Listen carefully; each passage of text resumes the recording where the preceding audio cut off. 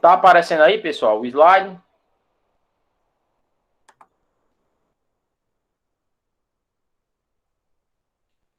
Tá aparecendo?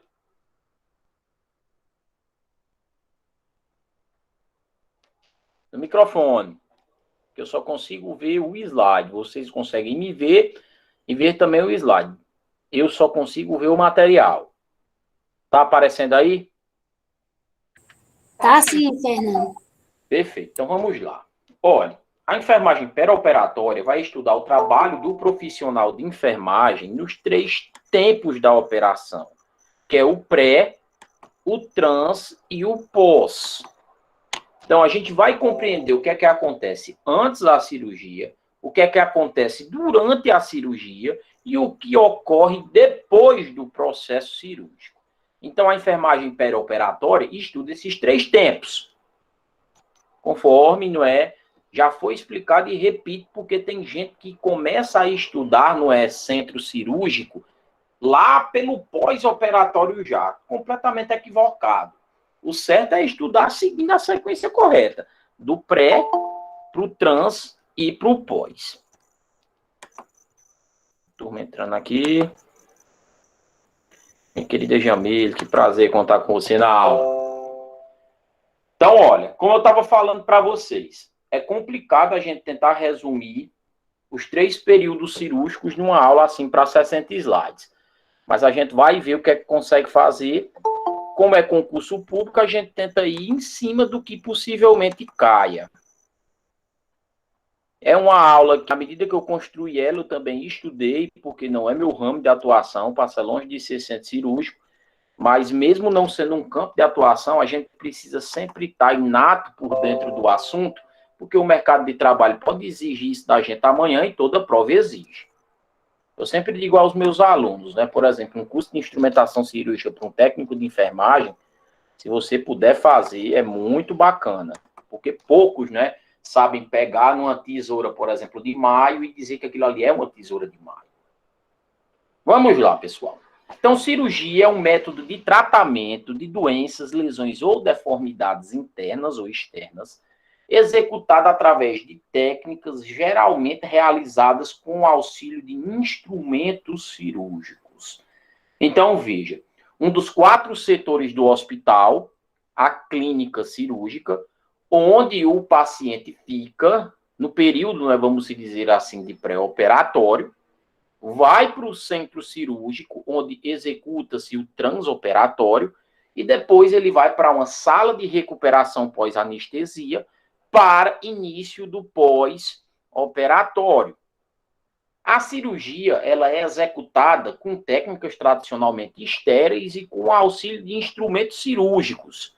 Esses instrumentos cirúrgicos, que a gente já estudou em aulas anteriores, que são artigos críticos, que necessitam de quê? Quem lembra? Artigo crítico que entra em contato com secreção, com sangue, ele precisa de limpeza, desinfecção ou esterilização, pessoal?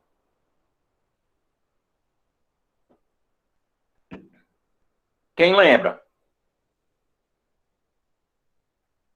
Uma pinça, Esterilização. esterilização, não é? Por tradicionalmente uma autoclave, unindo calor e umidade para eliminar os micro-organismos vegetativos e também os esporulados.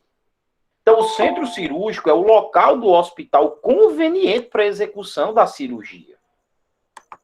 Então, a gente vai compreender hoje os tempos da enfermagem perioperatória, que é o pré, o trans e o pós.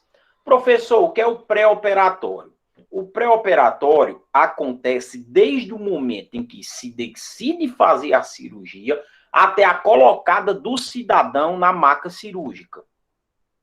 O transoperatório vai desde a chegada dele no centro cirúrgico, né, no leito cirúrgico, até o momento que ele chega à SRPA, que é a sala de recuperação pós-anestesia, onde lá nós aplicamos um negócio chamado de índice de Aldred-Crowley. O que seria índice de Aldred-Crowley, né? Já dando um teaser. É uma escala semelhante à da Apgar, inclusive foi inspirado em Apgar, a qual a gente avalia se o paciente ele está se recuperando bem da anestesia e tem condições de ter alta para a sua clínica de origem. Tá bom? E o pós-operatório vai, não é, desde o momento que a cirurgia acabe, que ele chega na sala de recuperação pós-anestesia e volta para a sua clínica base. Entenderam esses 3 tempos? Se você compreender a definição de cada tempo desse, possa ser suficiente até para você acertar uma questão. Então, repetindo, pré-operatório. Decidiu fazer a cirurgia até o momento que ele chega ao centro cirúrgico. Chegando no centro cirúrgico, vai começar o transoperatório. O transoperatório vai até o momento que ele chega à sala de recuperação pós-anestesia. O pós-operatório começa na sala de recuperação pós-anestesia e conclui-se, né, quando ele vai para a sua clínica de origem. Entendido isso, pessoal?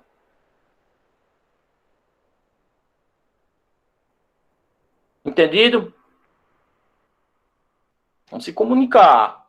Se tiver com dúvida, eu explico de novo. Tranquilo essa parte? Fala no microfone para mim passar. Então, pré-operatório, como eu havia falado, inicia-se no momento que a cirurgia é iniciada e termina... Fernando. Oi? Tem uma pessoa pedindo para repetir. Tem? Beleza, vamos lá. Vou até voltar o slide. O pré-operatório. Suponha que fulano de tal vai fazer uma cirurgia de retirada de hérnia. O pré-operatório vai desde o momento em que o cara chega na clínica cirúrgica, que tem a decisão da cirurgia, até o momento que ele chega no centro cirúrgico. Quando ele chega no centro cirúrgico, começa o transoperatório. O transoperatório, ele vai até um instante que a cirurgia passa e ele entra na sala de recuperação pós-anestésica. O pós-operatório vai desde a sala de recuperação pós-anestésica até o momento que o paciente ele entra na sua clínica de origem, que pode ser a própria clínica cirúrgica ou um leito de clínica médica. Agora, cada parte dessa tem muita coisa a ser estudada e a gente vai tentar compreender nessa noite. O pré-operatório já deu a definição, então aí estão as etapas do pré-operatório. O esvaziamento intestinal, o jejum, a higiene bucal, nasal e oral, a tricotomia, está interrogada, daqui a pouco vocês vão entender o porquê. O esvaziamento da bexiga, eu deveria ter colocado uma interrogação também do lado. Verificação de sinais vitais, administração de medicamentos e a retirada de próteses e adornos. Vamos lá, verificar o conhecimento que você traz de casa. O porquê que é necessário a execução de um jejum de 6 a 8 horas para sólidos e em torno de 2 horas para líquidos antes da execução de uma cirurgia? Quem é que me responde o porquê do jejum?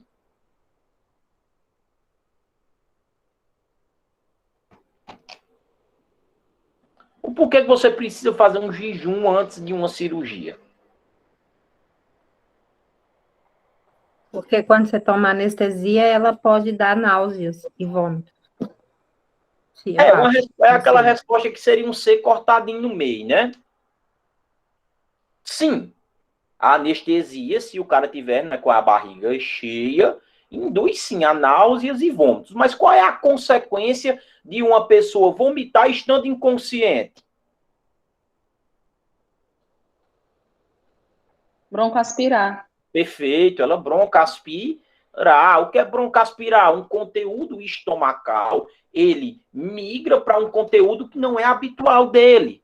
A área respiratória. A área respiratória não é para ter água, não é para ter comida, o sistema respiratório é para ter ar. Então, broncoaspirar é isso. Então, compreenda, o jejum é necessário para evitar broncoaspiração. Por quê, professor? Na hora da anestesia, se a barriga estiver cheia, o reflexo natural é induzir um vômito. Como o paciente perdeu aquela proteção epiglote-glote, o conteúdo, ao invés de vir ao meio externo, ele migra para a área pulmonar. Ah, professor, e se for uma cirurgia de emergência? Olha o nome, é emergência. O cara não vai querer saber se o indivíduo está com a barriga cheia ou vazia, não. Ele vai fazer a cirurgia e não está nem aí com o que possivelmente aconteça. Vamos debater cada parte dessas. Primeiro, faça essa subdivisão aí que eu já vi cair em prova, de pré-operatório imediato e o imediato, tá bom? O pré-operatório imediato é o período que decorre desde a véspera da cirurgia até a chegada do paciente ao centro cirúrgico. E o imediato é aquele que decorre desde a indicação até 24 horas antes do ato. Aí, como é para concurso, é só mais uma coisa definidora. Eu vi isso numa prova perdida aí da SES Gran Rio há muito tempo. Creio que a FunSaúde não vai colocar esse tipo de coisa, não. Vocês viram lá no simulado do Rômulo que duas questões foram colocadas. Uma com relação, não é, o banho com clorexidina, o uso da mucopurina, que a gente vai debater aqui na frente, na parte da antisepsia de pele. Esvaziamento intestinal. Olha, nem toda cirurgia isso é necessário, vai variar de acordo com o modelo da cirurgia. Esse esvaziamento intestinal, ele pode ser realizado com essas técnicas que a gente executa naturalmente nas clínicas. Quando o paciente está constipado há 72 horas, por exemplo, sem evacuar, que é o critério da constipação, a gente tenta fazer com que ele evacue com uma dieta laxativa, com a contribuição, claro, do serviço de nutrição, evoluindo, não é, para um óleo mineral. Se o óleo mineral não resolver, aí partimos para o famoso enema, ou lavagem intestinal. Se a lavagem não resolver, existem constipações pesadas, fecalomas que só saem em centros cirúrgicos. Então, uma pessoa constipada, ela está com uma ideia contrária à da diarreia, porque o intestino grosso ele tem uma função de reabsorver líquidos, pessoal, devolver líquidos para o organismo. No organismo diarreico, ele não está absorvendo, então as fezes estão perdendo a consistência. Já no organismo constipado, ele está reabsorvendo demais. E as fezes estão secas, sem conseguir transitar no intestino grosso. Então, não é, tudo isso vai depender do quê? Do tipo de cirurgia, do cirurgião. Ele vai te dar todo esse POP, esse procedimento operacional padrão, para que tu execute no momento de pré-operatório. Modificações da dieta e jejum. Olha, essa parte do jejum também é muito protocolada em instituição. Eu creio que a banca não vai colocar assim um tempo em hora para que você responda isso. Porque varia muito de instituição. Tem instituição que coloca o jejum de sólido de 4 a 6, tem outras que colocam de 8 a 10. Eu já vi por aí também de 10 a 12 horas. O que eu creio que você tenha que entender é a lógica desse jejum. É evitar broncoaspiração, coloca do lado. Mas como tu está estudando para concurso, mas tu precisa guardar isso para quando tu passar e for trabalhar, broncoaspirar é um conteúdo que não é habitual da região pulmonar e está migrando para ela, causando uma pneumonia broncoaspirativa que pode levar perfeitamente esse paciente ao óbito. Higiene corporal e oral. Aqui eu vou querer que vocês tenham muita atenção. Muita atenção. Vamos ver o conhecimento que vocês trazem de casa. Qual é o nome do produto indicado para o banho pré-cirúrgico? É um sabonete Dove? É um sabonete Lux? Senador? Francis? Senador é o que eu uso, que o bicho é desse tamanho, dá um mês todinho. Como é o nome do produto?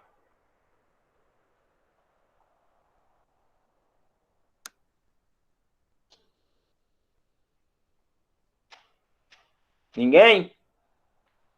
O nome do produto é a clorexidina. Agora, a clorexidina tem obra por aí que diz que não tem muita evidência de que o banho com ela diminua o risco de infecção de sítio cirúrgico. Essa higiene corporal ela é feita para diminuir o risco de infecção no lugar onde o cirurgião vai fazer o corte. Além desse banho, lá na mesa cirúrgica, é feita, não é, também uma antisepsia adicional, não é, com soluções alcoólicas. Mas onde é que eu quero chegar? Tem obra por aí que fala que um banho comum com um sabonete antisséptico já é suficiente como critério pré-operatório. Já tem obra por aí que diz que a clorexidina é indicada como um produto no banho pré-operatório. Como não se tem uma evidência clara, eu creio que a banca também não vai colocar questão com relação a isso. Não vai colocar questão com relação a isso. Agora, o horário, a maioria do que eu vejo, 2 horas antes da ida para o centro cirúrgico. Tá bom? Então, repetindo, aqui estão as observações. Banho antes da cirurgia é fundamental para reduzir o risco de infecção de sítio cirúrgico, que é a proliferação de micro-organismos local onde o cirurgião faz o corte. Sabão simples ou antisséptico, é o que a maioria das obras dizem. Agora, o uso de pano com clorexidina, tem alguns livros que recomendam, mas a evidência científica é bem limitada com relação à sua eficácia. Já ouviram falar nessa substância chamada mupirocina? Já ouviram, pessoal?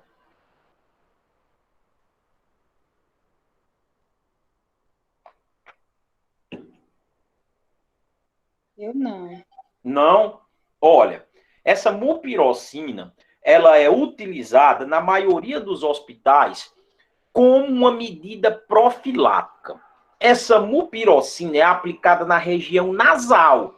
Pega um cotonete, coloca a mupirocina e aplica na região nasal. Qual é a lógica disso? A região nasal, ela é muito habitada por um micro-organismo bem intencionado chamado de Staphylococcus aureus. Só que no momento de uma cirurgia, o teu organismo, obviamente, ele vai ficar fragilizado. E esse micro-organismo residente, ele pode se rebelar contra ti e ao invés de jogar a teu favor, tá marcando gol contra. Então, o uso dessa mupirocina é indicado para os pacientes que a gente tem uma sábia colonização por Staphylococcus aureus, com ou sem a lavagem corporal com clorexidina. Então, olha... Oi? Alguém ia falar? Então, olha como isso pode confundir a gente. Eu vou começar desde a parte do banho. Banho pré-operatório é fundamental. 2 horas antes da pessoa ir para o centro cirúrgico. Quais são os produtos, professor? A maioria das obras fala que um sabão simples ou antisséptico dá de conta. Mas já tem outras obras que dizem que a utilização da clorexidina é fundamental. Só que não tem evidência científica que me prove por A mais B isso. A mupirocina é utilizada para evitar uma colonização acentuada por Staphylococcus aureus no organismo no momento da cirurgia. E ela é indicada independentemente ou não do cara lavar o corpo com sabonete comum ou com clorexidina. Tá entendido isso?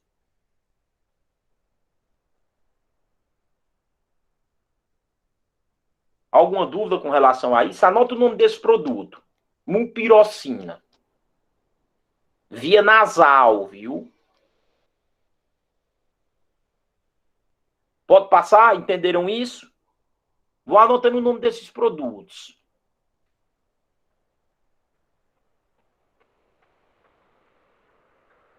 Pode avançar? E a profilaxia antibiótica? Depende da cirurgia. Então, o cirurgião vai te informar isso. Não é toda cirurgia que tu precisa tomar uma porrada de antibiótico profilático, não. O cirurgião vai te dizer quando ele quer, qual ele quer e a dosagem que ele quer.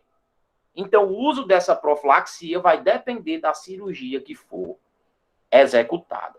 É um slide complicadinho de entender, mas de fundamental importância. Então, anota esses pontos chaves aí para você não errar a questão na prova. Pode avançar?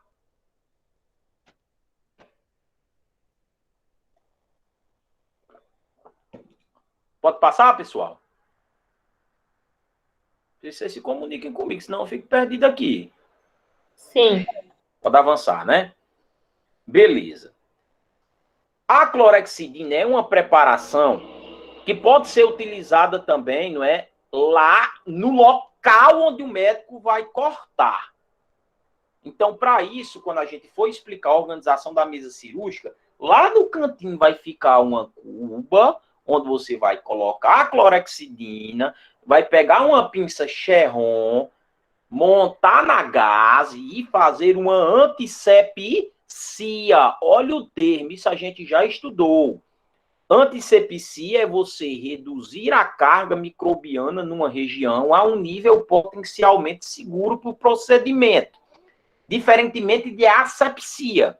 Asepsia é você trabalhar para manter sem micro-organismos um local que originalmente não os contém.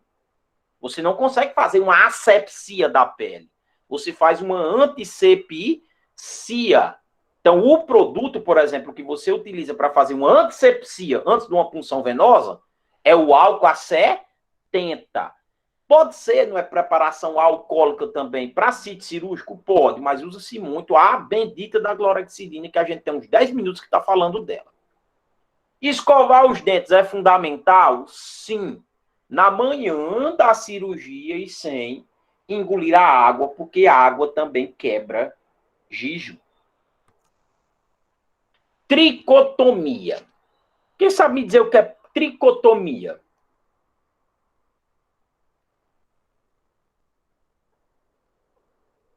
O que é tricotomizar uma região? Depilação. Tricotomia, a retirada de pelos. Antigamente fazia-se à torta e à direita. Hoje é contraindicada a tricotomia. Só deve-se ser executada quando for absolutamente necessária. E no leito pré-operatório. Não pode fazer tricotomia na mesa cirúrgica. E a tricotomia, ela não pode ser feita com um Prestobarba Gillette Mark 3 Turbo, não. Tem que ser uma máquina de cortar elétrica. Então, presta atenção. A tricotomia hoje em dia não é recomendada, só que pode ser executada quando for absolutamente necessária. Olha a palavra como ela é forte. Absolutamente. Sendo que essa realização ela é feita no leito pré-operatório, ela não pode ser feita na mesa cirúrgica, ela não pode ser feita de supetão e com uma máquina de cortar elétrica. Na questão lá do Rômulo Passos, era o gabarito, né, dessa parte de higienização da pele pré-operatória. Esvaziamento da bexiga. Pega essa visão.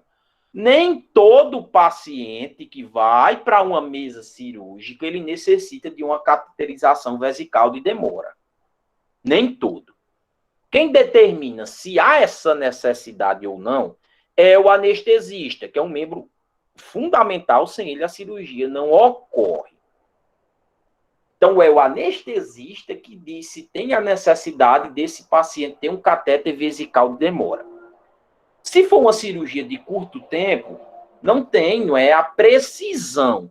Agora, se for uma cirurgia que vai durar 2, 3, 4 horas, obviamente o paciente tem que estar com esse catéter vesical. Porque esse catéter vesical vai evitar que haja, não é, um processo de incontinência, que haja um processo de distensão, não é, abdominal, um bexigoma. Sem se falar que o catéter vesical de demora pode permanecer pós-cirurgia e vai ter um papel muito importante de mensurar o débito urinário. Quem já, não é, tem um processo prático bacana, deva ter percebido que o coletor da urina ele vem mensurado em ml. E aquilo ali é importantíssimo. Eu não posso esvaziar aquele coletor sem observar o tanto de urina que tinha dentro.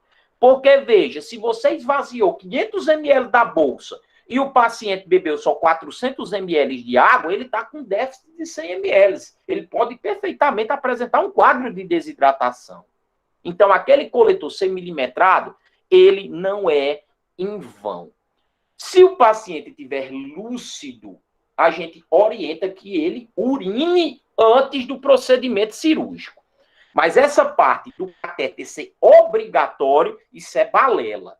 Quem vai determinar se é necessário ou não essa cateterização vesical do demora, que são os enfermeiros que fazem, é o anestesista. E isso vai depender do tipo de cirurgia. Entenderam?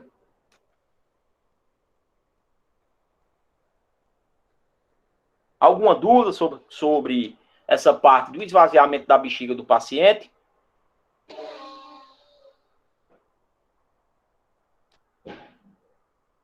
Pode passar?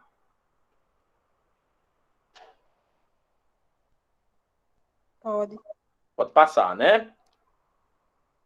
Controle dos sinais vitais. Isso aqui é muito óbvio, né? Aula de amanhã no presencial. Pulso, temperatura, pressão arterial e respiração. Algumas obras por aí colocam dor como quinto sinal vital. Eu acho um verdadeiro absurdo. Porque, na minha opinião, dor é um sintoma. Dor é referida pelo paciente, né? Um mecanismo de defesa do corpo humano. Dor, no meu modo de ver, é um sintoma. Mas tem livro por aí que coloca dor como quinto sinal vital. Então, sinais vitais a gente verifica no pré-operatório para que a gente tenha uma base das alterações que podem acontecer no trans e no pós-operatório. Sempre ficar atento que algumas medicações que são aplicadas no pré-operatório, ou até mesmo o estresse, né, do paciente saber que vai para uma cirurgia, pode me dar alguma alteração ali dentro daqueles sinais vitais. Mas só recordando, né, para quem já assistiu, e um teaser para quem vai assistir. Pressão arterial, pressão que o sangue faz contra a parede das artérias. O ideal, ali entre 120 por 80 mmHg. O pulso, que vai avaliar a frequência cardíaca do paciente, entre 60 a 100 BPMs. Normocardia, abaixo de 60 bradicardia, acima de 100 taquicardia. Temperatura, vai avaliar o calor que eu estou produzindo no meu organismo e o que eu estou perdendo, o que eu estou vendendo ao ambiente. 35 a 37,2 graus Celsius na normotermia. Abaixo de 35, hipotermia, e acima de 37,2 episódios febris. E, por fim, está faltando a respiração, 12 a 20 para eupneia, respiração normal, abaixo de 12 bradipneia e acima de 20 taquipneia. Administração de medicamentos, isso vai depender também da cirurgia. Agora, existe um consenso que algumas medicações são totalmente contraindicadas por conta do risco de uma discrasia sanguínea. Se eu colocasse numa prova que uma hemofilia é um exemplo de discrasia sanguínea, você colocaria verdadeiro ou falso?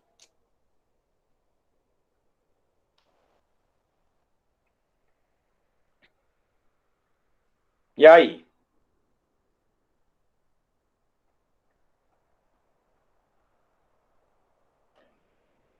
Primeiramente, deixa eu explicar o que é discrasia sanguínea.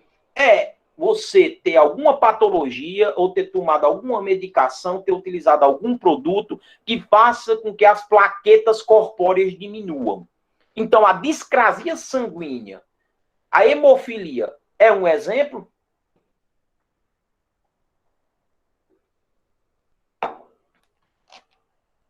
Alguém arrisca?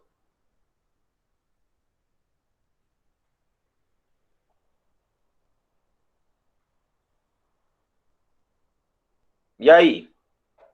O que é hemofilia? Não é uma pessoa hemofílica, qualquer sangramento é perigoso, porque vai ser muito difícil do sangue coagular, porque ela tem pouca plaqueta e a ausência do fator de coagulação número 8. Então, a hemofilia é a mais conhecida discrasia sanguínea. Discrasia sanguínea é quando o sangue vai encontrar muita dificuldade para formar trombos.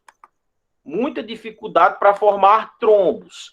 Então, evita-se o uso de hipoglicemiantes e anticoagulantes. Olha a palavra anticoagulante, né? Você vai dar um ácido acetil salicílico, vai ter um corte na hora da cirurgia. Se cortou, vai sangrar. Tu vai dar um AS para o paciente, para esse sangramento ser potencializado, e o tempo segundo da cirurgia, que a hemostasia ficar totalmente comprometido. Então, a medicação vai depender da cirurgia que o paciente vai, ser promovido. Restringe-se ao quê? A insulina, um antihipertensivo, para controlar a glicemia, para melhorar ali o padrão de pressão arterial do paciente. Tá certo? Muita coisa aqui vai depender da cirurgia que o paciente for fazer. A medicação pré-anestésica, nem sempre o paciente ele vai apagar lá no leito, não.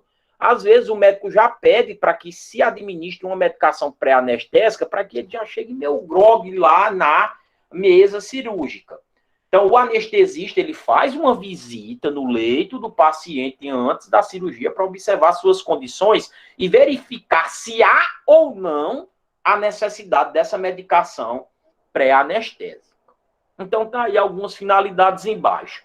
Reduzir a ansiedade do paciente, facilitar a indução final da anestesia e diminuir a quantidade de secreções, não é, tráqueo-brôncas que esse paciente esteja produzindo.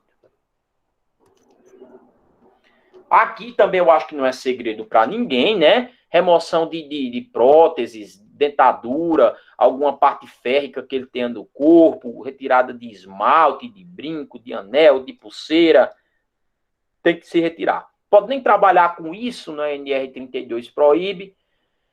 São fômites chamados, né? Fontes clássicas de infecção. O paciente, em hipótese alguma, pode ir com algum adorno para a mesa de cirurgia. Auxiliar o paciente ao passar da maca para a mesa cirúrgica. E existem posições cirúrgicas que a gente vai estudar daqui a pouco. E providenciar a limpeza do leito. Então, voltando aqui. Vocês têm alguma dúvida com relação a alguma explicação dessa pré-operatória?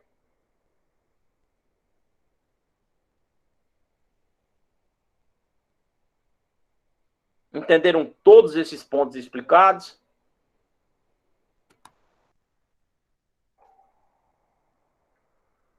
Sim ou não?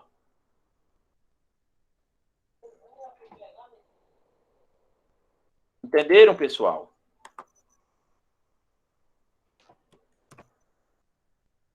Pode passar? Vamos para o trans?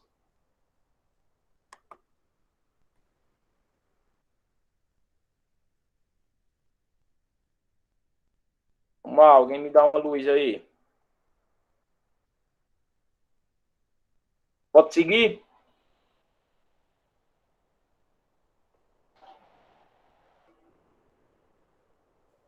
Pode. Certo. Então, chegamos no centro cirúrgico propriamente dito.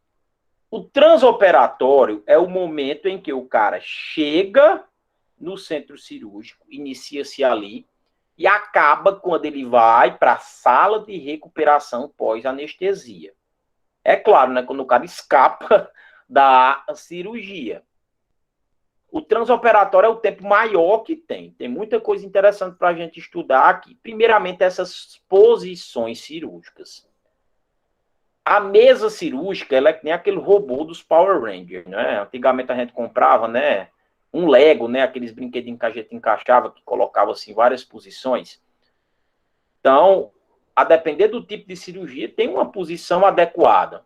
Por exemplo, um parto normal. Não é bem uma cirurgia. Qual é a posição que vocês vão colocar, preferencialmente a mulher, para executar o procedimento? Dessas 9 que estão aparecendo aí.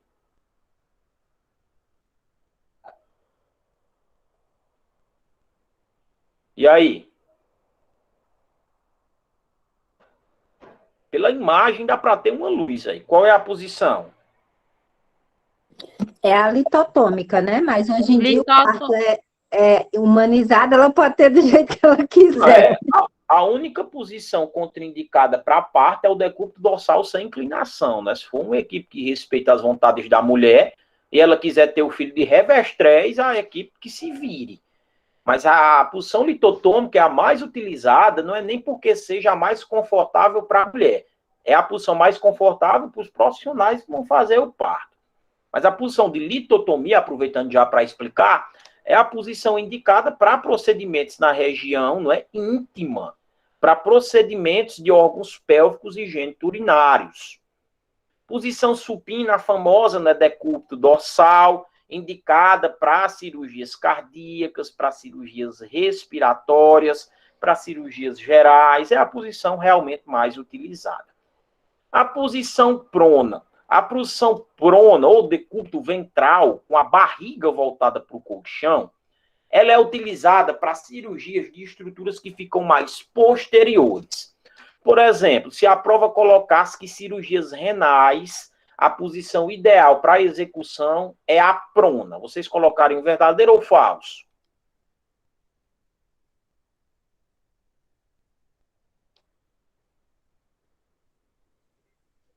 E aí? Cirurgia renal. Verdadeiro? Verdadeiro. Qual a explicação para ser verdadeiro?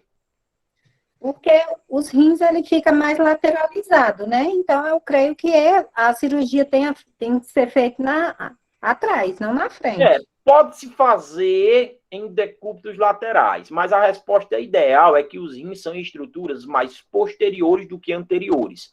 Os rins, eles ficam mais na parte de trás do que na frente do corpo. Então, o cirurgião vai ter um melhor acesso às estruturas, o paciente na posição prona. Trendelenburg, tem o Trendelenburg tradicional, a posição do Trendelenburg é aquela posição que vai facilitar o retorno venoso. É uma posição muito utilizada para pacientes que têm pressão arterial baixa. Essa posição de Trendelenburg também é uma posição boa, utilizada para procedimentos pélvicos. É uma posição que vai esticar bastante, não é, a região, a musculatura abdominal. Posição de Fowler é uma posição que, clinicamente falando, a gente usa muito para facilitar a respiração do paciente. Um paciente que tem dispneias, ele precisa ficar nessa posição Fowler, porque é uma posição facilitadora de respiração. A gente usa muito essa posição no pós-operatório. Essa posição de canivete, muito utilizada para procedimentos da área retanal. Então, cada posição vai ter a sua indicação para cada cirurgia. Centro cirúrgico. Então, o centro cirúrgico ou bloco cirúrgico é um espaço dentro da unidade hospitalar voltado para a cirurgia de baixa, média e alta complexibilidade. Todo centro cirúrgico ele deve estar preparado para a cirurgia. Eu acho que quando eu dei a aula de CME, eu falei disso. Central de material esterilizado, ela tem que ter sempre material sobrando aquém do que o bloco usa naturalmente. A gente chama isso de índice de segurança técnica. Por quê? Possa ser que naquele dia não tenha nenhuma cirurgia de emergência, mas vai ter dia que vão ter 5, 6, 7, 8, 10, 100 mil. Claro, as cirurgias eletivas que tem data marcada, você já está preparado para aquilo ali que vai chegar. Mas as cirurgias de emergência, olha o nome, emergência às vezes chega, às vezes não. Então, sempre ter material sobrando, ao invés de material faltando para evitar dor de cabeça. As coisas organizadas de uma maneira padronizada.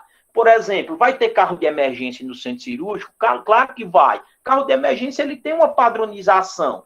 Primeira gaveta, as medicações. Segunda, material para entubar. E terceira, material para acesso venoso. O porquê que é importante isso? O cirurgião está precisando de um laringoscópio. Ele sabe que o laringoscópio é para estar na segunda gaveta. Porque na segunda gaveta é que fica o material de entubar. Então tem que estar tudo organizado e padronizado. Tá certo? Anota essa formação aí. Já vi cair. Qual é a temperatura habitual de um centro cirúrgico? 19 a 24 graus Celsius. Sendo que a gente verifica mais 21. E a umidade relativa do ar de 45 a 60%. Anota essa informação. Temperatura 19 a 24 graus. E a umidade relativa do ar de 45 a 60%. Anotaram isso? Anotaram? Sim. Show.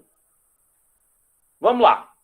Como o centro cirúrgico é um local que vai receber paciente que necessite de algo complexo, porque uma cirurgia é algo complexo, há a necessidade de um controle microbiológico muito grande. Então, o centro cirúrgico, ele é um bloco hospitalar que vai ter subdivisões, onde eu tenho as áreas restritas, semi-não restritas. Também um slide bom para vocês printarem ou copiarem. A área restrita, ela vai abrigar somente as pessoas que vão participar do ato cirúrgico. Cirurgião, anestesista, primeiro auxiliar, segundo auxiliar se tiver, e circulante. Semi-restrito é uma sala para guarda de material administrativo, sala de estar, cópia e expurgo. Aqui já pode frequentar pessoas que não participam do ato cirúrgico, mas que são importantes ali na área, como um auxiliar administrativo, por exemplo. Já a área não restrita, ela tem uma circulação livre de pessoas, até mesmo como uma sala de espera para os acompanhantes daquela pessoa que está se submetendo ao ato. Sala restrita, repetindo, somente as pessoas que vão participar do ato cirúrgico. O que é um lavabo? É um banheiro, é a sala onde se lava as mãos. Semi-restrita é uma sala onde já vai poder haver a frequentação de pessoas não diretamente voltadas ao ato cirúrgico, mas que são indivíduos importantes para o administrativo do centro cirúrgico. E a área não restrita, ela tem livre circulação. Pode estar qualquer funcionário do hospital ali, um acompanhante, agora, claro, né, tendo um determinado controle para não virar chafurda. Entendido?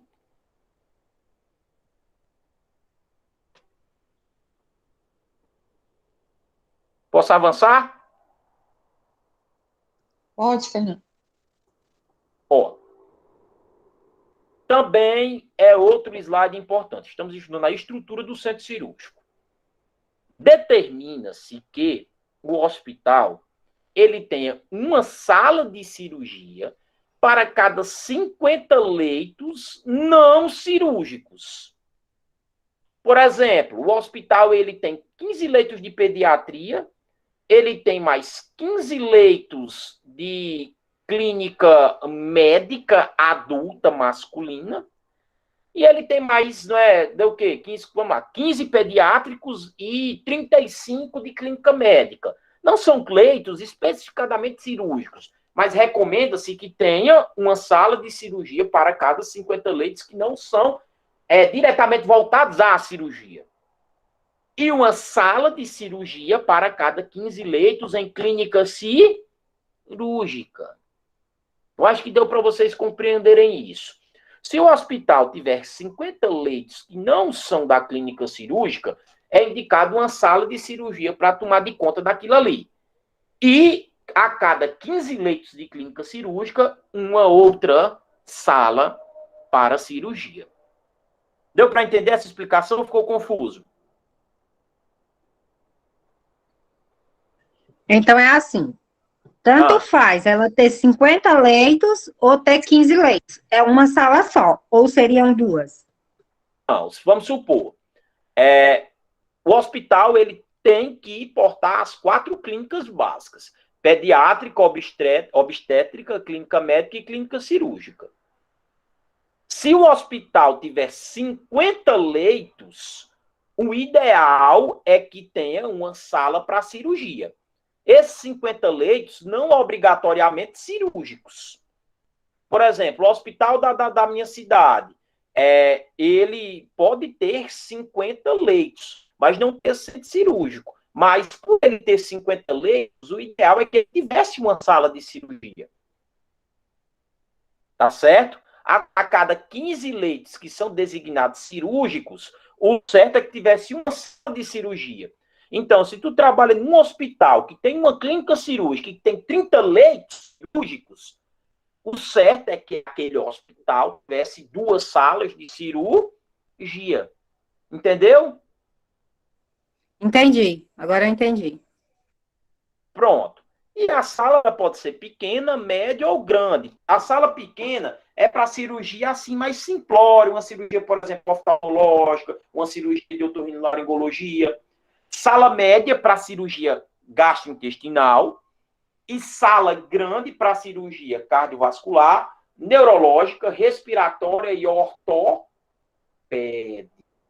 O porquê, professor, que a cirurgia gástrica não entra na sala grande? A resposta é a seguinte: são cirurgias teoricamente complexas? São, mas a região gástrica ela é muito, mas muito, repito, muito contaminada. Diferentemente da área neurológica, cardiovascular e ortopédica. Então, repetindo, importante a gente entender a estrutura. A estrutura. A gente já viu que a temperatura é de 19 a 24 graus, a umidade do ar de 45 a 60%. A gente já viu que o centro cirúrgico ele tem uma região restrita, semi-restrita e não restrita, e sala pequena, média e grande. Sala pequena para cirurgias de otorrinolaringologia, né? Ouvido, nariz, boca, garganta, e oftalmologia, visão. Sala média, especialidades gástricas. E grande, respiratória, neurológica, cardiovascular e ortopédica.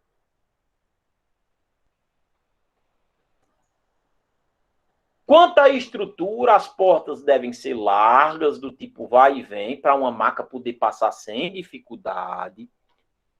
Piso e paredes e tetos devem ser de superfície lisa, não porosa, impermeável, lavável, antiacústico e não refletor de luz. Muitas dessas orientações aí também se dão em salas de vacina.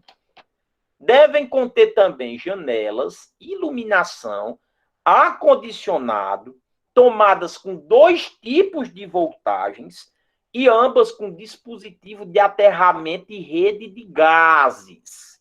Olha, hospital hoje em dia não é mais para ter cilindro de oxigênio no pé do leito, não. É para a régua de gases, né? Ter um sistema, como o próprio slide está dizendo aí, de aterramento. Tá bom? Hospital hoje em dia mais assim elaborado, ele não tem mais cilindro de oxigênio em pé de leito, não. O cilindro de oxigênio é para estar em ambulância. E a régua de gases, ó. Isso aqui eu acho que não cai, mas coloquei só mesmo a título de curiosidade. Você vai encontrar na régua de gás 4 cores. A cor verde é para colocar os dispositivos de oxigênio terapia. A cor cinza é o ponto do vácuo. Por exemplo, tu vai fazer uma aspiração de via aérea, tu precisa de vácuo e tu vai apelar para essa entrada cinza. O ar comprimido é a entrada amarela e o óxido nitroso a entrada azul. Então, eu vejo muita gente se perder com relação a não saber conectar corretamente os dispositivos no seu buraco ideal na régua de gases. Então, repetindo, isso aqui é mais importante, creio que para trabalho do que para prova. A verde, oxigênio. O cinza para o vácuo. O amarelo para comprimido. E o azul para o óxido nitroso. Então, olha a definição lá em cima. A régua de gases é um sistema que permite agregar próximo ao leito do paciente os gases, tomadas e outros aparelhos necessários para a realização dos procedimentos. Então, eu vejo muito, por exemplo, tem que fazer um ECG, aí tem que levar atenção 58T para conseguir fazer esse ECG na beira do leito. Então, olha o tanto de tomada que tem aí para a gente conectar e ficar uma coisa mais prática, né? Deu para entender a régua de gás? Então, quando você chegar lá no hospital para estagiar ou trabalhar e ver essa régua de gás, você já sabe onde conectar os dispositivos que você vai utilizar na assistência. Correto? Posso avançar aqui? Pode. Beleza. Vamos agora à antisepsia das mãos. Isso aqui é fundamental. Você vai lavar as mãos para o procedimento cirúrgico. Como você não consegue esterilizar as suas mãos, você está fazendo ali uma antisepsia. Copia isso. As provas gostam de cobrar esses produtos. Quais são eles? O PVPI degermante a 10% e o mais comum, que é a clorexidina a 4%. Essa clorexidina você vai dormir e acordar com ela na cabeça, né? De tanto que a gente já está falando. Clorexidina utilizada, né, para limpeza do campo cirúrgico, onde o médico vai fazer a incisão. Clorexidina, algumas obras orientam o uso dela no banho pré-operatório. E na antisepsia das mãos para a cirurgia também ela é indicada. Então, PVPI... E aí a mudança é só na porcentagem, né, Só na Fernando? porcentagem. Essas porcentagens matam a gente. Por exemplo, o álcool. O álcool que a gente utiliza, por exemplo, para fazer antisepsia, a 70%. Mas já o álcool que a gente fixa a amostras laboratoriais, como, por exemplo, uma lâmina de uma prevenção, já é a 96%. Então, essas concentrações, elas mudam. Por exemplo, quando a gente estudou desinfecção, a gente falou do glutaraldeído. O glutaraldeído é um desinfetante de alto nível a 2%. Mas existem outras concentrações do glutaraldeído que vão o quê? Diminuir a sua eficácia e exigir que o produto fique mergulhado dentro dele por um período maior. Então, essas porcentagens, assim, eu creio que não caia cobrando de ti. Na aula de prevenção é importante você saber que o álcool é a 96%. Mas eu creio que para aí você precisa saber que é o PPI degermante ou a clorexidina. A equipe, anota isso. Anota isso aí. A equipe básica de uma cirurgia tem o cirurgião, o primeiro auxiliar, o segundo auxiliar, às vezes, né, só tem um auxiliar, anestesista, o instrumentador e o circulante. O cirurgião, pessoal, é aquele profissional que é responsável por conduzir todo o ato cirúrgico. Ele é o chefe ali da equipe, ele é quem vai executar, tradicionalmente falando, os 4 tempos que uma cirurgia exige, que é o corte, a diérese, a hemostasia, que é conter o sangramento, a cirurgia propriamente dita, que é a exérese, e a sutura, que é a síntese. O primeiro auxiliar, como o próprio nome já diz, é o protagonista no auxílio ao que o cirurgião precisa. O segundo auxiliar o segundo, não é protagonista, para auxiliar nas coisas que o cirurgião necessite. Os auxiliares, potencialmente enfermeiros, em alguns casos, técnicos. O médico anestesista, nenhuma cirurgia acontece sem a presença desse profissional, porque tem que se bloquear o estímulo doloroso.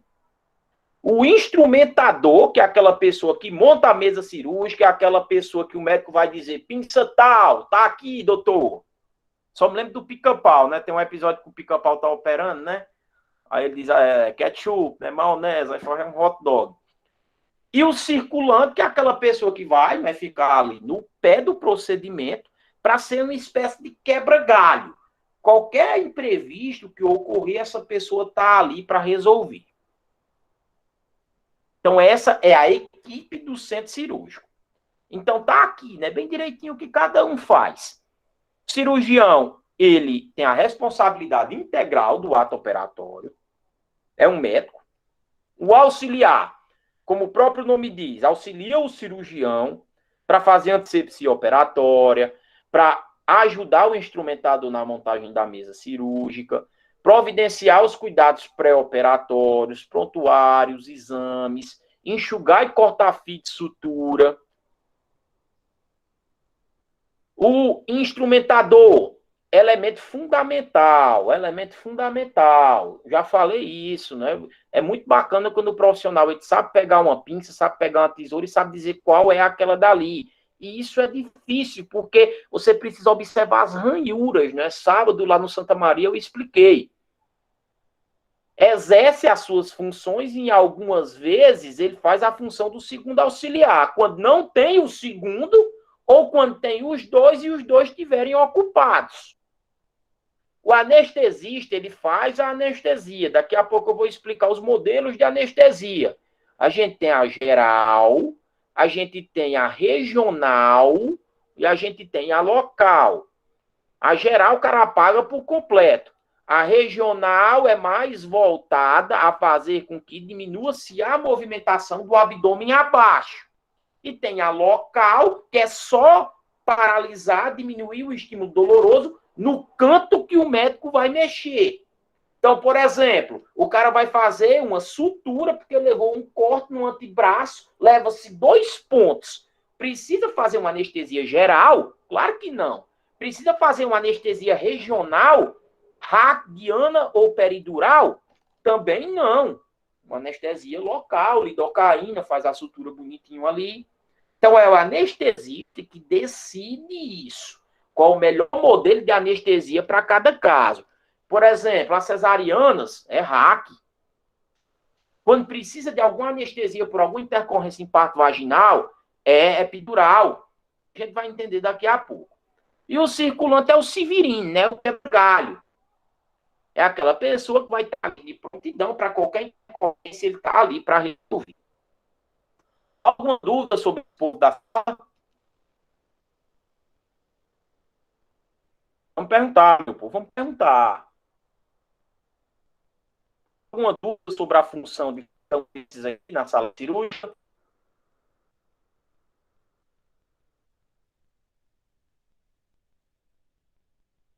Ah, pessoal, ninguém? Posso avançar? Tá tranquilo? Pode. Posso? Não é um conteúdo fácil. Posso avançar? Pode sim. Posso, né? Espero que vocês estejam entendendo. Não estão perguntando. Vamos lá. Eu já vi cair essa pergunta em prova. A URCA cobrou um tempo essa pergunta. Qual é o sinônimo de lavagem cirúrgica de mãos? Chama-se degermação. Degermação. É um método mecânico químico. Por que químico? Porque eu vou usar um produto. Já falei anteriormente que usa-se, né, o PVPI, degermanta a 10% ou a clorexidina a 4%. Químico, o uso do produto químico. E mecânico, porque você vai precisar fazer uma força. Você vai precisar, em alguns casos, de uma escova. Da degermação, eu acho que se você for colocar os pingos nos is, a técnica da lavagem cirúrgica é mais simples do que a lavagem comum.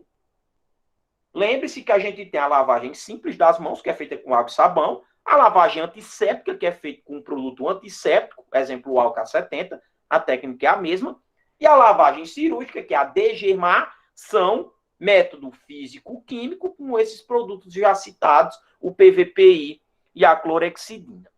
Então, a degermação a gente vai dividir em 2 polos, em 2 territórios. O primeiro polo é mão e carpo, e o segundo polo é o antebraço. A gente precisa lavar bem mão, carpo e antebraço. Não precisa lavar o braço, não, só até o cotovelo. Anota essa informação embaixo. Para a primeira cirurgia, e professor, faz mais de uma cirurgia num dia só? É claro que faz. As cirurgias eletivas, os cirurgiões organizam para fazer todas no mesmo dia. 3 a 5 minutos para a primeira cirurgia e para as próximas cirurgias, 2 a 3 minutos. Da primeira lavada, chegou de ser cirúrgico, 3 a 5 minutos para fazer esse procedimento. Já as próximas, de 2 a 3 minutos. Então, aqui eu mostro um roteirozinho para vocês de como é o processo.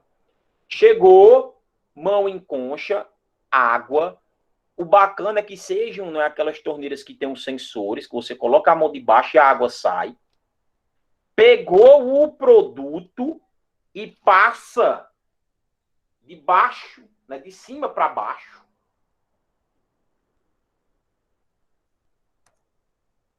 pega o produto e passa passa nas unhas e entre cada dedo. Isso aqui é aquele tipo de coisa que explicar no EAD é horrível, era bom na prática, cada um fazendo. Passa nos dedos e depois entre os dedos, enxágua e faz uma primeira secagem. Professor, primeira secagem tem outra? Sim, quando tu abrir o famoso LAP, que vai conter o avental estéreo utilizado para a cirurgia, você vai encontrar lá também uma outra compressa para tu fazer uma secagem final de cotovelo, braço, carpo e mão.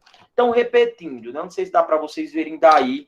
Deixa eu colocar aqui no slide, aqui na minha imagem. Colocou, não é, as mãos, a água saiu, pegou o produto, passou,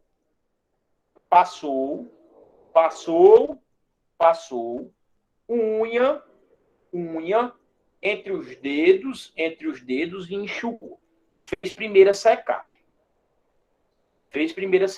A segunda é quando você abriu o LAP. O LAP, quando você faz a abertura, você encontra o avental cirúrgico e uma outra compressa. Eu acho que isso aqui vocês, né? É impossível uma disciplina de biossegurança que não tenha, né, essa explicação. Paramentação cirúrgica. Agora a gente vai aprender como é que coloca a roupa. Vocês tiveram aula prática disso aqui no curso técnico de enfermagem?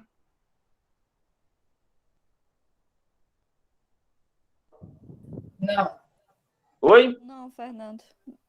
Não? Meu curso não teve, não. Não, tivemos não. Então, olha, a paramentação cirúrgica é você colocar a roupa cirúrgica e, posteriormente, você colocar uma coisa muito fundamental, que é a luva estéreo. Claro que tu também vai estar, não é, com máscara, vai estar também com óculos, tu vai estar também com gorro, tu vai estar também com propé. Então, a paramentação é o processo específico e padronizado que envolve as técnicas de degermar as mãos, ventir o avental e os EPIs. Então, olha aí. É porque eu não coloquei a imagem do LAP. Abre o LAP, tem uma compressa e você faz a segunda secagem das mãos e lá tem o avental. Então, o avental, ele vem de um jeito para tu colocar a mão, para ficar semelhante ao que está aparecendo nessa primeira imagem aqui, ó. Você vem e colocou. Colocou as mãos por dentro, vai ficar igual isso aqui, ó. Quem é essa pessoa de verde que está amarrando aqui, aqui por trás, o capote cirúrgico? Deve ser Ela é uma auxiliar. pessoa... Oi? É auxiliar, né, não? Ela é uma pessoa do centro cirúrgico importante. É o circulante. É o circulante. Então, olha, ela vai pegar... A forma que ela abre o LAP aqui. Aí tem uma compressa, ela faz a secagem. Depois me lembro de mandar um vídeo, porque eu tenho bem bonzinho explicando. Fez a secagem segunda das mãos, pegou, colocou por dentro e vai encaixar as mãos e vai vir o circulante e amarrar. Ainda tem um outro passo que eu esqueci de colocar aqui, que é um cartão que a pessoa gira pela esquerda e esse cartão fica com o circulante. Tá bom? Com o vídeo que eu vou mandar, creio que vai ficar melhor para vocês. Agora vamos aqui entender o que é a anestesia.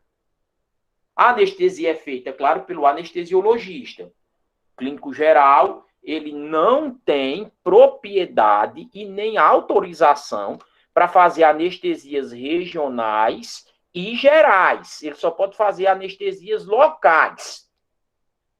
Dor não é sinal vital no meu ponto de vista, mas se você diz que sim, eu espero que você tenha uma defesa convincente.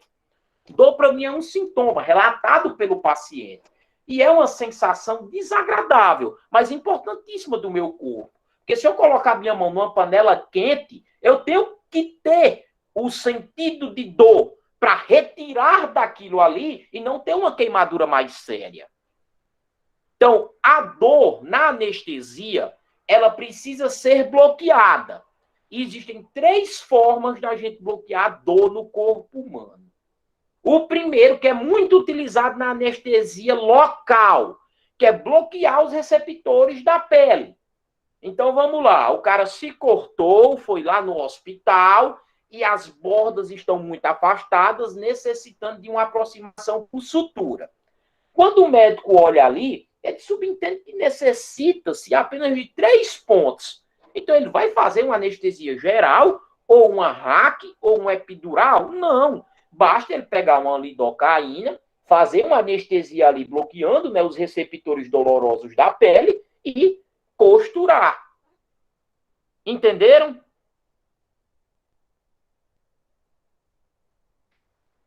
Então, o primeiro meio de... Entenderam? Sim.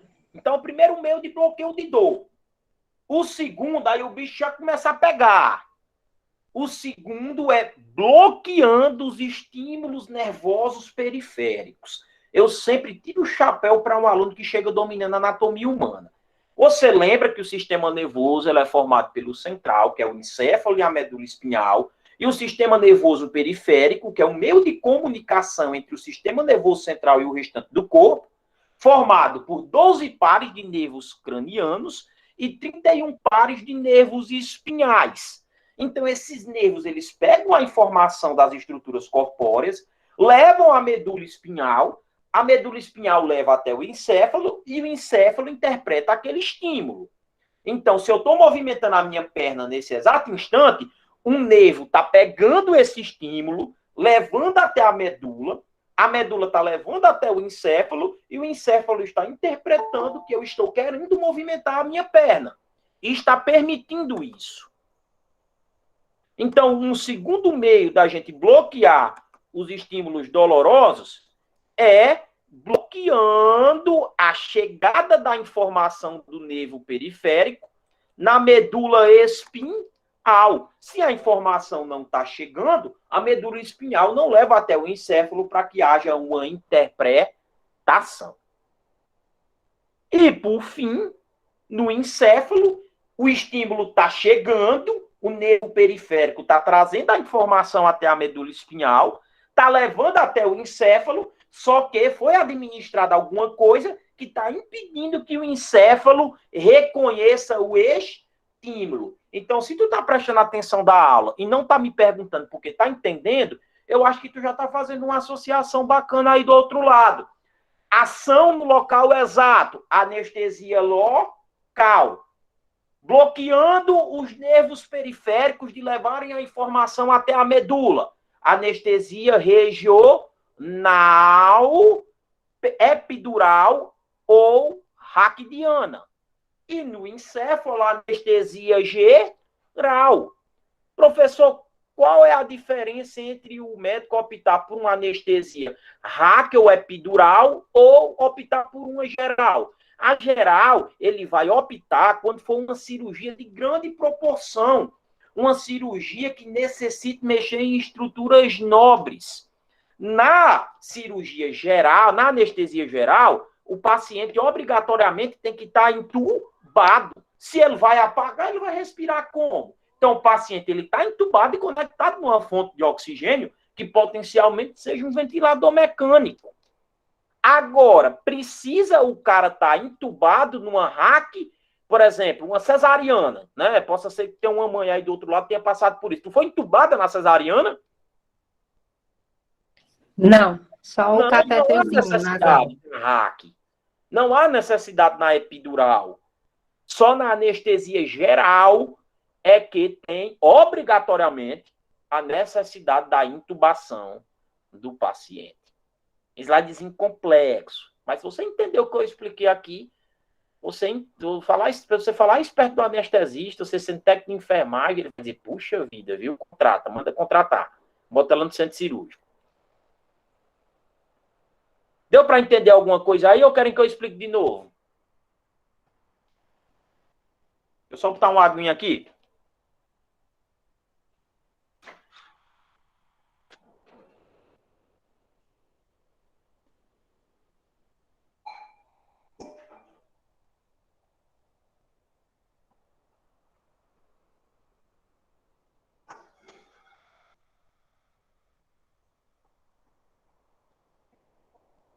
Deu para entender, pessoal?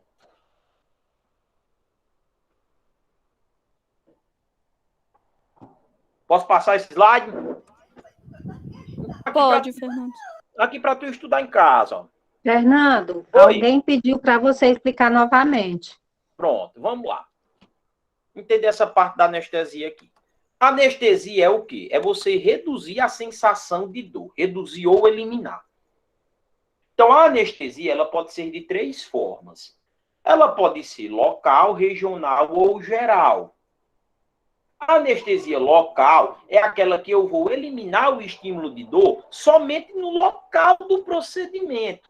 Então, o melhor exemplo é esse. Um cortezinho pequeno que necessita de uma sutura de 4, 5 pontos, eu não preciso fazer uma hack ou um epidural. Basta pegar lá a famosa lidocaína, aplicar ao redor e, ó, suturar. Já a hack e a epidural são anestesias regionais. O mecanismo de ação é impedir que um nervo periférico leve a informação até a medula espinhal e a medula espinhal, consequentemente, leve até o encéfalo para que haja uma interpretação. O nervo periférico, por exemplo, não vai levar o comando da minha perna dizendo que eu estou querendo movimentá-la para a medula espinhal. Se não chega na medula espinhal, não chega no encéfalo. Então, esse modelo de anestesia pode ser hack. Professor, o que é uma anestesia hackidiana? O médico vai pegar uma agulhazinha pequena e, com uma lapada só, aplicar o anestésico numa região chamada de espaço subaracnoide, por onde circula o líquido céfalo-raquiano. Aí você precisa ter uma boa base de anatomia. Já a epidural é um pouquinho diferente, porque o médico vai aplicar no espaço epidural, que fica por fora do espaço subaracnoide, e pode ficar um catéter onde ele controla a quantidade de anestésico colocado. Esse catéter pode ficar até no pós-operatório, para ele aplicar alguma coisa e reduzir dor. Certo? Deu para entender melhor agora? Deu para entender melhor agora?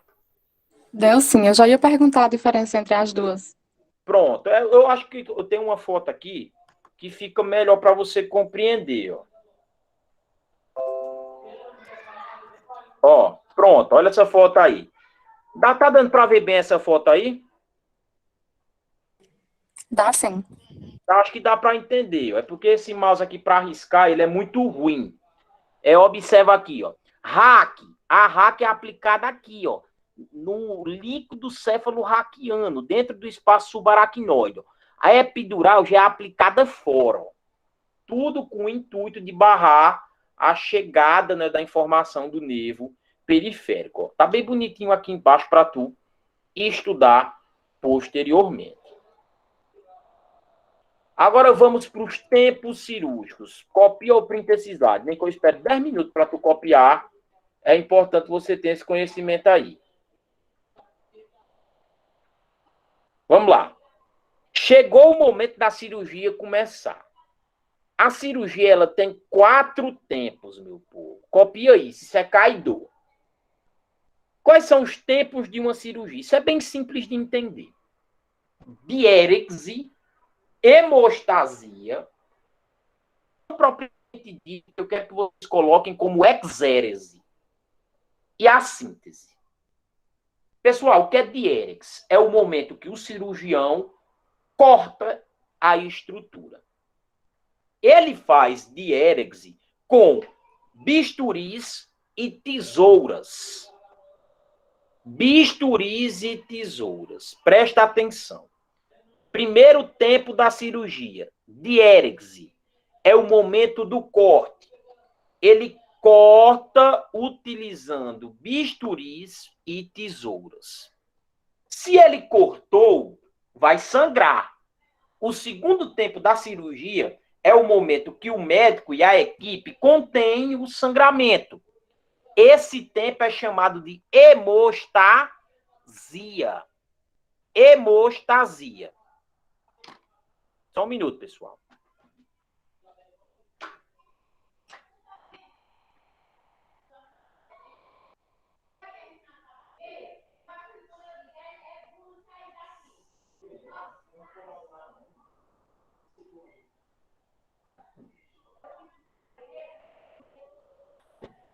Vamos lá, pessoal, voltando. O segundo tempo é a hemostasia. O médico não cortou no primeiro tempo, então sangrou. Então ele precisa conter sangramento. Esse sangramento é contido com pinça. Então, pega só esse bizu. Diérex, que é o primeiro tempo, o corte com tesoura. O segundo tempo, hemostasia, que é conter o sangramento com pinça. Eu tenho umas aqui do tempo da faculdade. Ó, vamos lá. Não sei se eu vou até voltar para mim aqui para ver se vocês conseguem ver.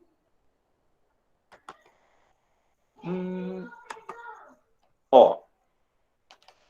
Tá aparecendo não, peraí, deixa eu ver. Ó, isso aqui que tá na minha mão, é uma tesoura ou uma pinça?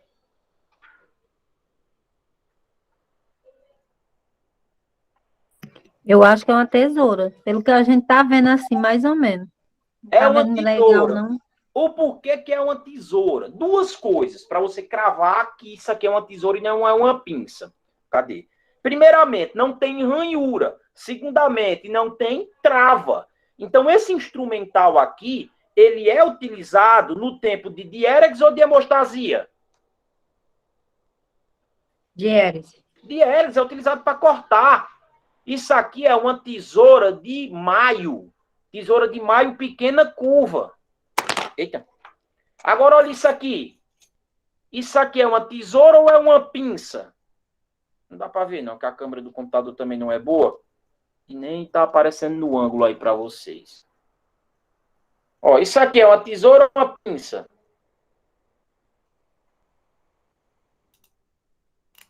Ó, até o barulhozinho da trava tá aí.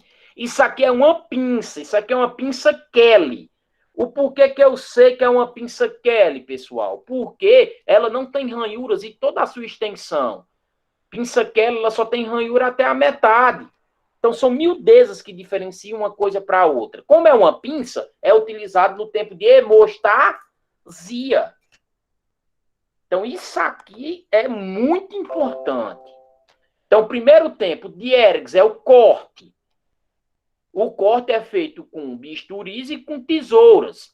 Segundo tempo, conter o sangramento, hemostasia. Isso aí é feito com pinças. O terceiro tempo é a operação propriamente dita. O médico cortou, diérex, conteve o sangramento, hemostasia, e agora ele vai fazer a cirurgia. Vai colocar, vai retirar alguma coisa, vai mexer, vai fazer a cirurgia. É o terceiro tempo. E o último tempo é a síntese. A síntese é a sutura. Ele vai utilizar os porta-agulhas, as agulhas e os fios.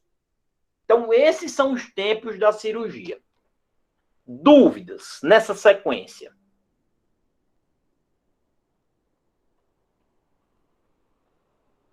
Dúvidas? Perguntem. Conseguiram entender a lógica dessa sequência, pessoal? Foi legal, Fernando, porque no meu curso eu estudei isso e hoje eu tô relembrando melhor, entendeu? Pronto, Mas deu para beleza. entender. E vai cair na prova, você vai acertar. Então, cortou diérex, primeiro tempo cirúrgico. Conteve o sangramento, segundo tempo cirúrgico, hemostasia, ó. O porquê, ó. Associa o começo da aula. Eu falei que é contraindicado o uso de anticoagulante no pré-operatório, porque anticoagulante vai diminuir plaqueta, vai complicar a hemostasia. Terceiro tempo é a cirurgia propriamente dita. Ele usa muito nesse tempo aí objetos para apreensão de vísceras, de campos cirúrgicos, afastadores. E o quarto tempo, a síntese, que é o momento de suturar. Então, a mesa cirúrgica. Você não pode estar com isso aqui tudo solto, jogado ao Deus dará em algum canto, não. Isso aqui vai ter que estar numa mesa cirúrgica, que é uma mesa que vai ter um pano estéreo, e essas pinças estéreis sendo tocadas por você, instrumentador, com luvas estéreis. Aqui eu tenho, ó, uma tesoura de Metzenbaum curva, pequena, uma pinça Kelly reta, uma pinça dente de rato e uma pinça, não sei se está aparecendo aí, uma pinça anatômica. Eu tenho que ter uma organização desses instrumentos. E a organização da mesa cirúrgica, eu vou mandar um vídeo depois. A organização da mesa cirúrgica é organizada de acordo com os tempos. Primeiro tempo, a diéregs. A diéregs utiliza tesouras. Aí as principais tesouras são tesoura de maio e tesoura de Metzenbaum. E, claro, também pode-se fazer o corte com bisturis. Então, ele vai precisar tanto da lâmina como do cabo. Metzenbaum e maio. Aí é aquele tipo de coisa que só prática mesmo para mostrar. O segundo tempo cirúrgico, ele vai utilizar as pinças hemostáticas. São 3 as principais. Pinça Halsted, conhecida também popularmente como pinça mosquito. Pinça Kelly e pinça Criley.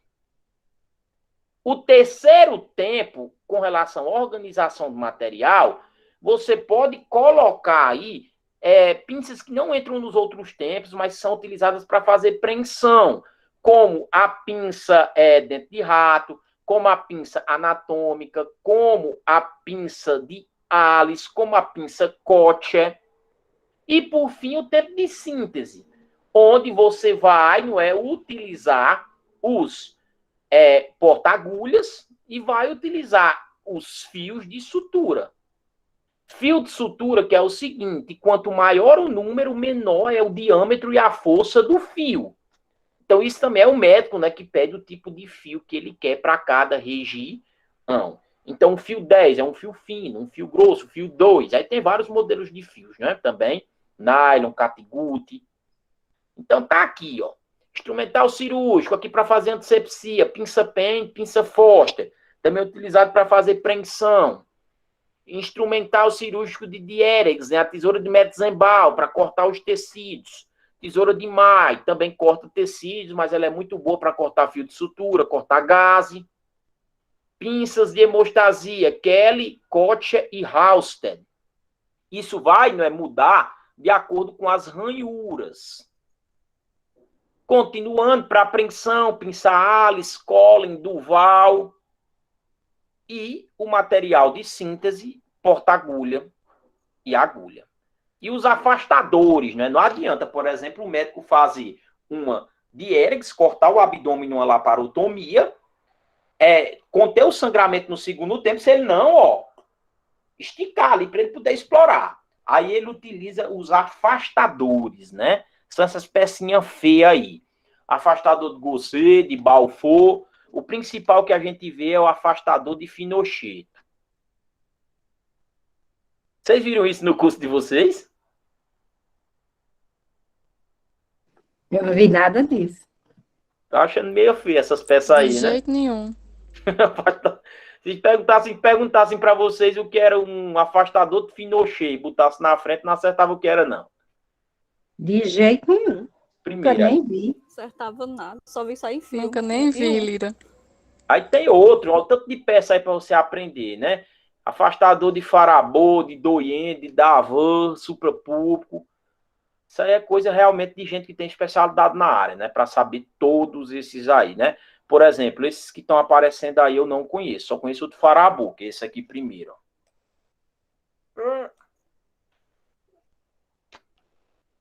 Esse último aí eu já vi em filme. Esse aqui, não, eu não assisto esses Grey's Anatomy que vocês assistem, não. Eu vi na cesárea da minha prima. Eles Eu usam fui na assistir. cesárea, isso aí mesmo, é verdade. É o que ele usa. Ele usa muito esse primeiro aqui, ó.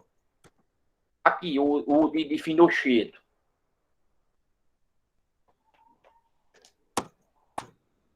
E o fio de sutura não tem muito o que explicar. Quanto que você precisa. Esse fio de sutura, ele é preso no porta-agulha, né? É preso no porta-agulha. Deixa eu ver se eu acho aqui uma foto de um porta-agulha. Não coloquei. Mas parece uma pinça, só que ele tem um lugar para você encaixar a agulha. Tá certo? Então, o fio de sutura, quanto maior o número, menor é a espessura. Agora, observem aí. Aí está uma ferida cirúrgica, né? Quando o médico sutura, o ideal é que evolua bonitinho, sem infecção. Quando se retire os pontos ali em torno de 7 dias, fica uma cicatriz muito mínima. Mas em algumas feridas cirúrgicas podem acontecer duas coisas. A primeira é deiscência. Pessoal, o que é deiscência? Deiscência é a ruptura dos pontos. Então, os pontos se romperam aconteceu ali uma deiscência. Tem deiscência que não ocorre, isso que está aparecendo na imagem B, e tem deiscência que ocorre, e isso está aparecendo na imagem B. Aí está ilustrando uma evisceração. O que é evisceração? É quando uma estrutura sai mediante a deiscência. Então, tem deiscência que os pontos se romperam, mas que nenhuma estrutura se exteriorizou. E tem deiscência que o ponto se rompeu, mas a estrutura se exteriorizou, caracterizando uma deiscência com evisceração. É muito comum isso aí na área abdominal. Eu já vi muita deiscência em cesárea, né? Aí o que é que acontece? Tem cesárea que, ou qualquer tipo de sutura, que ela é muito mal feita, não limpam antes, o cara sofreu um acidente de moto, tá cheio de terra, ninguém limpa, sutura com a terra dentro. Aí o que é que acontece? Infecciona aquilo ali. Aí uma lesão que deveria cicatrizar pelo mecanismo habitual, que a gente chama de primeira intenção, a gente vai ter que abrir e deixar a infecção passar com a ferida aberta, para depois fechar. É o que a gente chama de cicatrização por terceira intenção. Lembrando que 6 horas depois do afastamento das bordas da ferida, os médicos não suturam mais. Eles só suturam se for num prazo até ali de 6 horas. Tá certo? Então a sutura ela é útil quando as bordas da ferida se aproximaram, se afastaram demais. E não tem como haver uma aproximação pelos mecanismos naturais de pele. Tá bom? Já viram isso aí em algum canto? A minha abriu, rompeu os pontos, mas não saiu nada, não. E foi 10 dias depois da cirurgia. Teve que ficar aberta a sutura. Ficou aberta. Fica Ficou. aberto, porque não pode fechar novamente com um processo infeccioso corrente. Então, se os pontos se romperam, então tem que deixar o ponto aberto para passar, não é o processo infeccioso que potencialmente está ali corrente. Quando o processo infeccioso cessar, e fecha de novo. Quando isso acontece, quando tem deiscência e evisceração, é o suficiente para a gente falar que é uma cicatrização por terceira intenção. Isso não vai cair na prova de vocês, não. Isso cai mais na prova do enfermeiro. Cicatrização por primeira, por segunda e por terceira intenção. Quando a lesão ela foi suturada e tudo correu bonitinho, retirou os pontos sem processo infeccioso, cicatriz mínima, é primeira intenção. Terceira intenção é quando acontece isso que eu estou mostrando para vocês. Os pontos romperam com ou sem evisceração. Lembrando que ninguém faz curativo em lesão que tem ponto. Suturado, ninguém faz curativo, não. Ela tem que estar aberta. Porque se você deixar o meio úmido, é fonte para proliferação de infecção. Você pode até fechar, mas com a gaze seca. Mas não tem essa obrigação. Então, por isso que estudar ferida é complicado. Porque já os outros modelos de lesão que não são suturados, eu tenho que manter um meio úmido ali. Tá bom? Quando a gente for estudar a aula de curativo, vocês vão entender melhor. Então, isso aqui, né, não vai cair na prova, né? Eu coloquei porque eu sempre faço um pouquinho a mais, já faço para o enfermeiro. O risco de infecção ele vai aumentar de acordo com a classificação do potencial de contaminação da ferida. Aí a gente vai ter ferida limpa, potencialmente contaminada e infectada, né? Então, cirurgia limpa é aquela cirurgia eletiva, por exemplo, uma cesárea que tem data marcada. É, inicialmente falando, uma cirurgia eletiva. É uma cirurgia limpa, perdão. Mas essa cirurgia ela pode virar contaminada, potencialmente contaminada, a depender de como é que a equipe cirúrgica está trabalhando com esses instrumentais. Então, a cirurgia limpa ela é feita em tecidos estéreis. Feitas em tecidos estéreis. Olha aqui, ó. Sistema urinário. O sistema urinário ele é estéril. Por isso que a gente passa uma sonda vesical de demora ou de alívio com material estéril, luva estéril e técnica asséptica. Porque a ponta da sonda ela vai tocar na bexiga. A bexiga é estéril. Tá certo?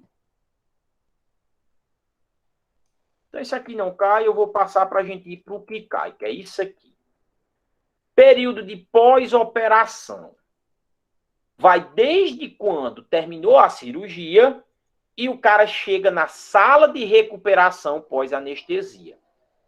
A sala de recuperação pós-anestesia, a gente vai acompanhar o paciente e verificar se ele já tem condições de migrar para a sua clínica de origem. Trocando em miúdos, eu vou avaliar se o cara está se recuperando bem da anestesia. Porque tem paciente que a cirurgia foi bem feita, o médico abre a boca e diz, foi um sucesso. Mas ele come o pão que o diabo amassou para se recuperar da anestesia. E essa recuperação é feita na SRPA. Nem todo hospital tem SRPA, nem todo tem. Nem todo hospital tem. Tem hospital que tem sala cirúrgica, mas não tem SRPA. Mas os grandes têm. Então, o cara só vai para a sua clínica de origem quando ele tem uma aprovação na SRPA. E essa aprovação é essa escala que eu estou colocando aí. Já tem ouvido falar nessa escala?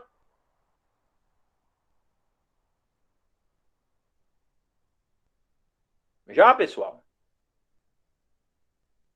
Se já eu não estou muito lembrando, Fernando. Eu nunca ouvi falar, não. A não ser você falando de vez em quando, mas assim. Pronto, por cima, olhando por cima, ela parece com uma outra escala utilizada na pediatria?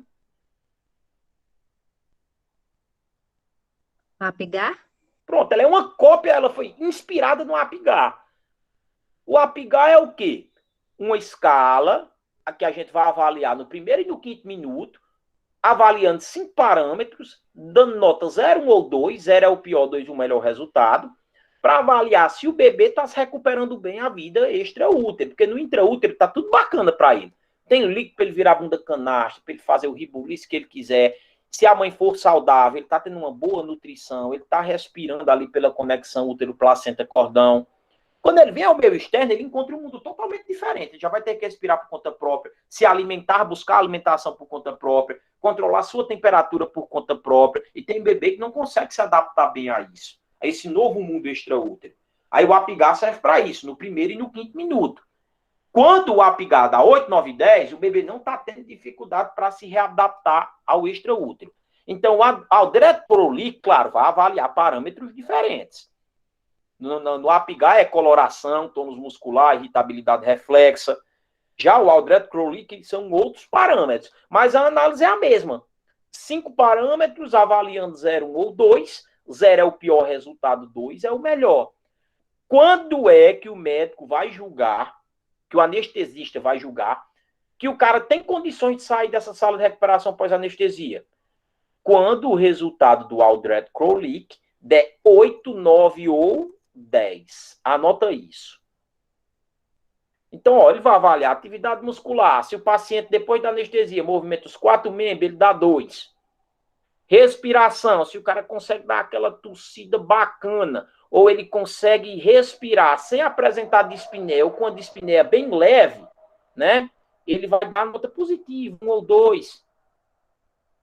A circulação, aí tem que fazer uma conta da porcentagem, né, da pressão arterial, é mais complicadinho, né? Saturação de oxigênio, que a gente precisa do oxímetro. Deu para entender o contexto de aplicação dessa escala?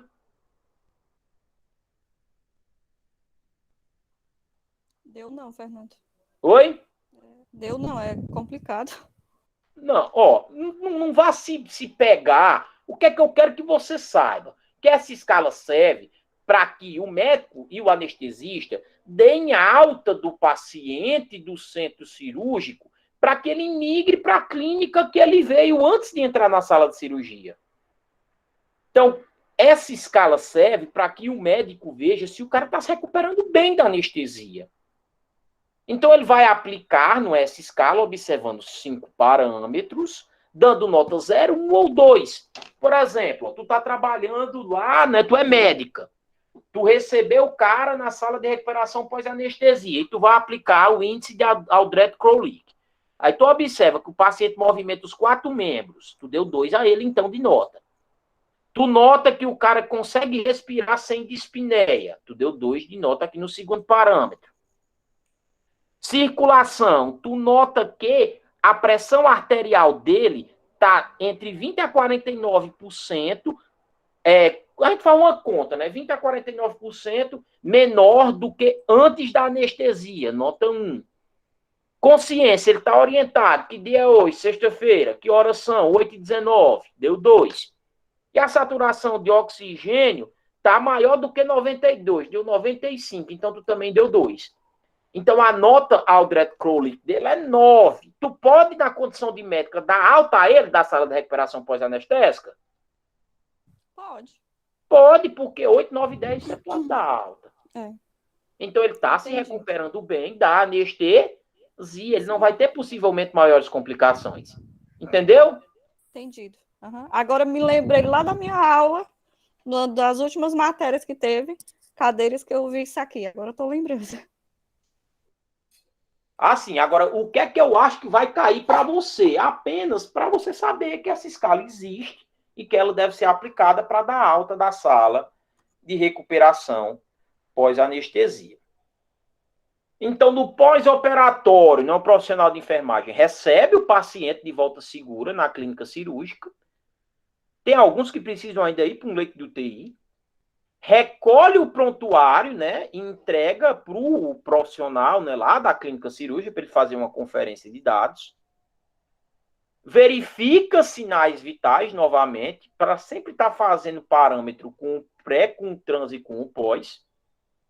Verifica, né, se o acesso venoso está funcionante. E ficar atento a qualquer alteração, como dispneia, cianose, por exemplo, pós-anestesia raque epidural, os pacientes reclamam muito de dores de cabeça, então sempre está atento a isso. Aqui são só cuidados de praxe. Administrar a medicação prescrita e auxiliar o paciente sempre que solicitado. E o pós-operatório imediato vai de 24 horas desde quando ele chega para a clínica até 7 dias depois. Então, mesmo tu tendo alta, 7 dias depois da cirurgia, tu ainda está em pós-operatório. E o tardio, de 7 dias até tu ter alta para voltar a fazer o que antes tu fazia. Então, vamos lá, vamos tirar a dúvida.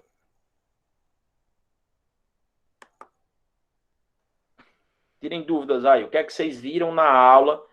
Eu acho que muitas das coisas que vocês viram aí é coisa nova, né? Ou não? Para mim foi, Fernando, porque eu ainda não paguei centro cirúrgico. E aí? Alguma dúvida, alguma coisa que você viu, que você quer confrontar, que você estudou que é diferente? Ei, diz aí lá que eu estou em aula. Já estou terminando. Pronto, diz aí lá que eu já estou concluindo. Vamos lá, pessoal. Alguma coisa que você viu, que você estudou, que você viu que era uma coisa diferente, que você quer que a gente tente esclarecer?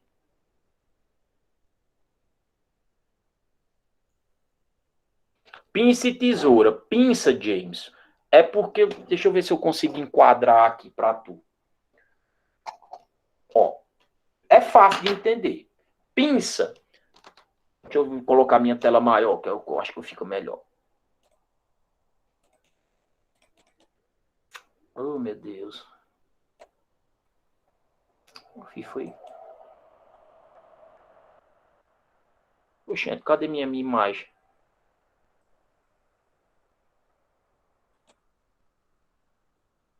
Espera aí.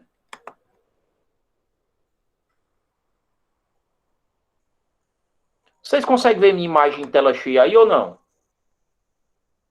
Sim. É só a pessoa fixar, Fernando, que dá certo. Espera aí. Pronto. Ó.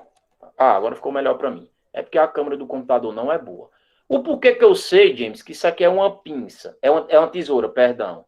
Por duas coisas, ó. Ela não tem ranhura. Como é que eu vou cortar alguma coisa com isso aqui? Me explica, ó. Cheio de dentinho dentro. Eu não vou conseguir cortar um tecido, não vou conseguir cortar uma gás, um fio de sutura. Então, isso aqui é uma tesoura ou uma pinça?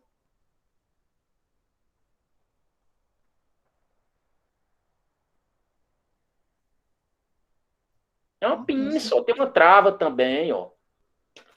Agora, isso aqui é uma tesoura, ó. Nem tem trava e nem tem ranhura, ó. Nem tem trava, nem tem ranhura. Isso aqui é uma tesoura, isso aqui é uma tesoura de Metzenbaum, perdão. Porque por que eu diferencio da de Mai? Porque ela não é tão grosseira aqui na sua extensão, não. É uma tesoura de Metzenbaum, curva pequena. Quando a gente organiza a mesa cirúrgica, a gente sempre coloca, quando tem um curvo e um reto, eu coloco primeiro o curvo. Quando tem um pequeno e um grande, eu coloco primeiro o pequeno. Então a diferença é basicamente essa.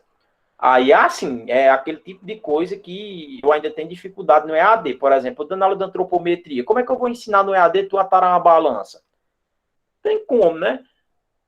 Eu mostro o passo a passo, mas é aquele tipo de coisa que não é difícil, né? Mas a diferença é essa. Aqui eu uso na Dierix, que é uma tesoura para cortar. Aqui eu uso na hemostasia, que é para conter o sangramento. Vamos lá, dúvidas? Lembrando que hoje eu comecei mais cedo, para terminar um pouquinho mais cedo, né? Eu comecei 6h30. Mais alguma dúvida? Isso é coisa de prática, viu, James? Eu tenho um manual muito bom, tem aplicativo, tem um aplicativo muito bom que mostra essas pinças que tu gira ela para cá, para entender, mas é aquele negócio que é bom tu com na mão. Vamos lá, mais dúvida? Eu acho que o material que eu mandei para vocês, ele está um pouco incompleto, porque eu fiz algumas edições nessa aula hoje de tarde, aí eu mando depois. Pois então, se vocês não têm dúvida, pessoal, muito obrigado aí pela audiência e pela paciência, né? Mais uma vez, a gente consegue concluir a aula dentro do tempo. Quando for amanhã, a turma do presencial lá no Santa Maria, a gente, né, faz um balacubá com revisão de alguma coisa que você não entendeu e estuda sinais vitais. Tá certo? Então, vocês sabem, dúvida, eu estou sempre à disposição do grupo ou no PV, está estudando, está com alguma dúvida, alguma questão, me manda que a gente debate. Então, no mais, para a turma do EAD, na terça a gente se encontra, e a do presencial amanhã, 8 horas, a gente está lá no Santa Maria, beleza? Tá certo. Boa noite. Foi gravada a aula, eu coloco lá no grupo. Boa noite a todos.